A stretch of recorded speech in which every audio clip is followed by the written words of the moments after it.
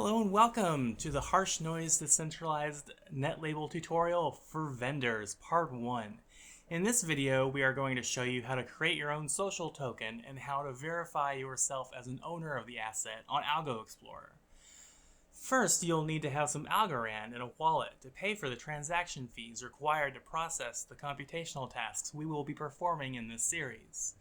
My preferred method is to buy some off of Coinbase.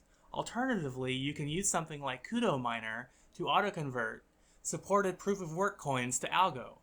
Affiliate links will be provided in the description for these. Once you've acquired some, transfer it to an asset manager like ParaWallet, and let's use that to log into Algodesk.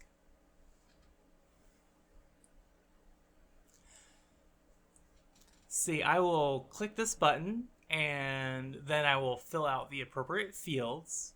If you're a label, you'll type in the name of your label and into the name field, and then you'll type in a ticker symbol. Our example label is called Searing Pain Records, so I would set it to, let's say, SPR for short. The total supply is up to you, but we are going to make ours 50 million. You should put a website or a link to a document explaining your various use case scenarios, also known as a white paper. Freeze and clawback settings are on by default. These are essentially administrative options that serve as a tool for asset owners who would like to retrieve stolen funds from malicious actors or from stopping pump and dumps from occurring on a code level. These options are for advanced users. I prefer to turn these options off on my assets because honestly, I don't want that kind of authority over someone else's assets. Harsh is a community token. Your methods may vary. Once your asset is minted, you can go to Algoexplorer and verify that you are the owner of the token.